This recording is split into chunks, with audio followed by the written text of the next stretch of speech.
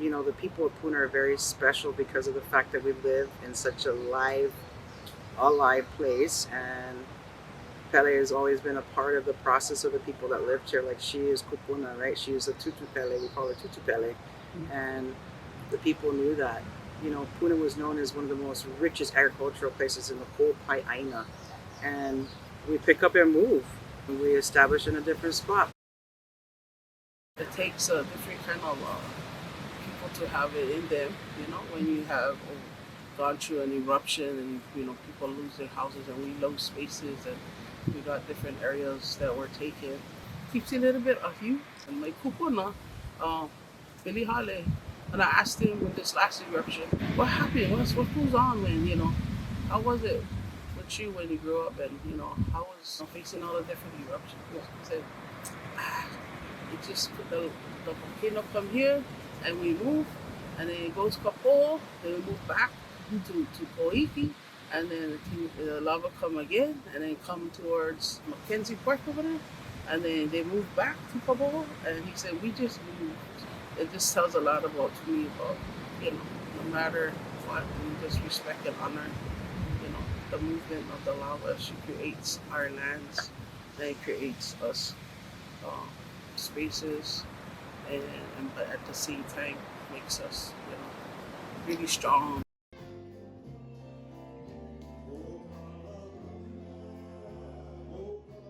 My organization is working to survey a lot of land and biodiversity within Kaimū, and they actually work to share out that information back with the community that is in, because the community is what's really affected by whatever is going on in those ecosystems, and it's important to know what the health is of the ecosystems, because that is the resource of these people and the resource of this whole part of the island.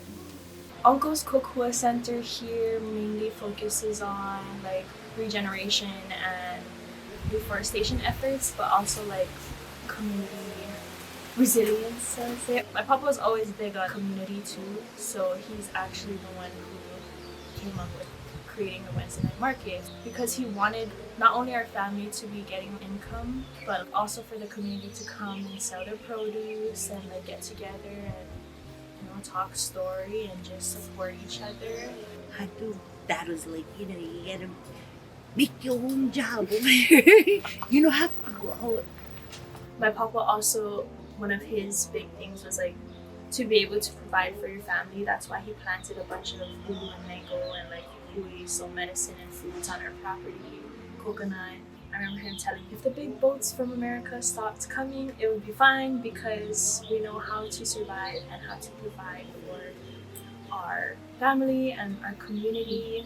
The key element, really, bottom line, is family in the area, and I guess how we do things around here. We were lucky. We were lucky our land didn't get taken. And I think because we're still here, we try to hold space for the you know, the old community that needs some place to come. I think it reminds everybody, and just it's comfort for them to come back.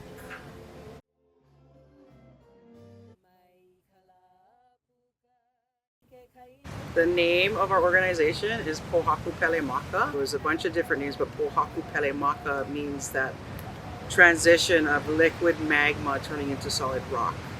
And Aunty Dottie, who is our kupuna, she is that solid rock. So the name really envelops that solid foundation, and us like creating that solid foundation for our community.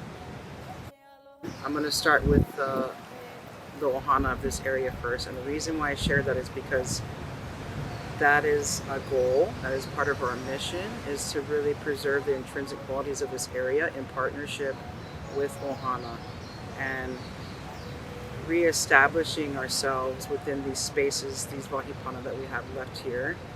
So that's part of the reason why the places that are still untouched in respect to like centuries later of eruptions that are still here, it's so important to make sure that we malama these spaces. It's like a reciprocal relationship with the people of Puna. If the people of Puna are healthy, that means the places are healthy. If the places are healthy, that means we are healthy.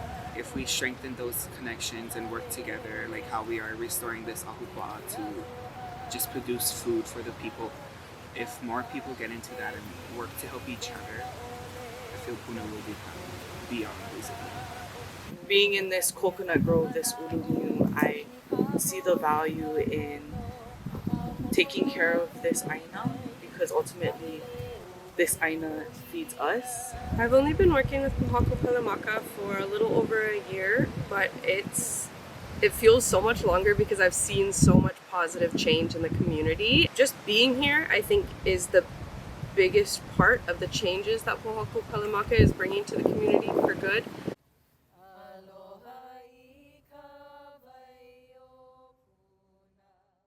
Our nonprofit that we have operating on this site is ʻOMKKCC Kahua Community Center, and it is basically that Makuʻu is the Kahua, the foundation in which we serve within our community. So as for the farmers market, it's a place where the community can come together, enjoy themselves, pursuing their business and what they're doing, and support local.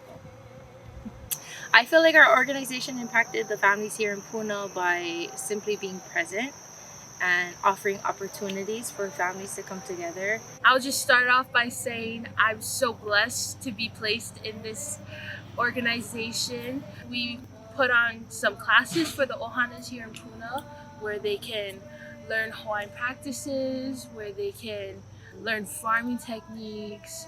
And then the beautiful thing about this organization is that they strive for a self-sustainable life.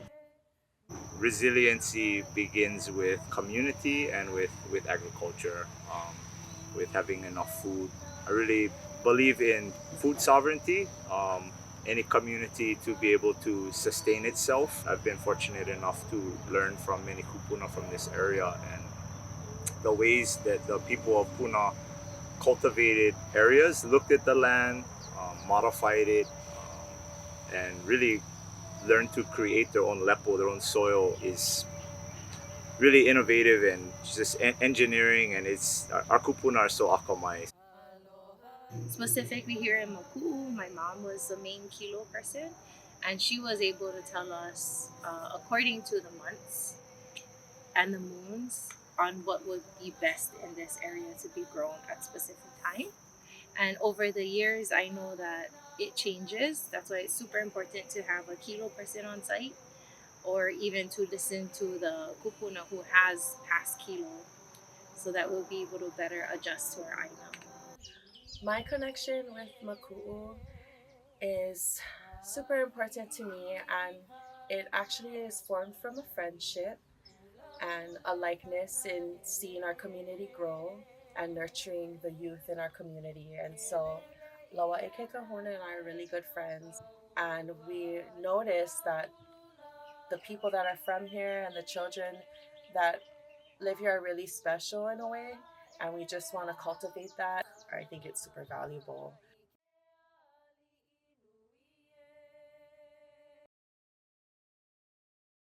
I like to think of it as like a community that's still, like my uncle said, it's kind of like overlooked, but at the same time it's like a good thing, because like a lot of families down here can still perpetuate their culture and like stay rooted. Puna is resilient because I guess, like, you know, the ʻohanas down here is really strong with each other. If you don't have that, then you cannot get anywhere, I feel like, yeah. I guess to carry on family traditions. Resilience in Puna means to work as a community, to be one with your kaiāulu. There's a lot of things that affect our community in Puna, and just always working together and finding different solutions is just really important, because there's not just one way of looking at things, and I think that's what Puna does really well. I think resiliency is all about how you adapt to the changes. For Puna specifically, we understand that Puna's environment is always changing, and so to be able to be resilient is to be able to adapt to those changes. I think some of the key elements are the people in our community and having them be our strong pillars to continue us to keep moving forward in what we're doing. Agriculture community, and I would say having reverence or deep respect for the elders of an area and listening to them and learning. The mentality was use what get. It means for Puna to strengthen the connections it already has.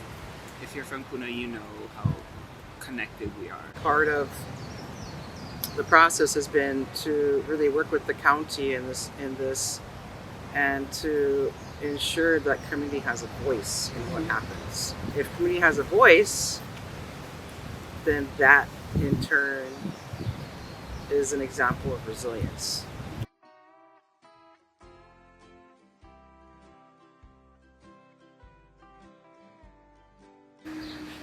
The people that are actually doing something, like going to school and, you know, getting the education to help the communities continue to do what they do. I don't know, I feel proud when I see like your mom, you guys out there, you know. It means ʻohana, to become resilient, because that's how we connect with each other and learn from past generations and present generation to build a future generation. My hope for the future of Puna is our keikis, you know. They're the next generation coming up into into Puna.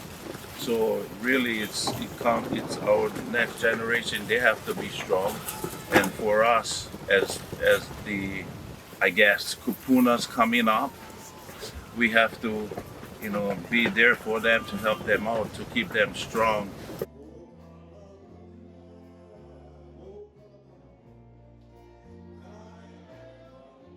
In one word. One good word. One good word, eh? I feel like Puna is powerful. Spontaneous. Intense. Unique. Strong. Abundant. Teaching me. Community. Solid. ʻOhana. Alive. Strong. Manaku. Puna is resilient.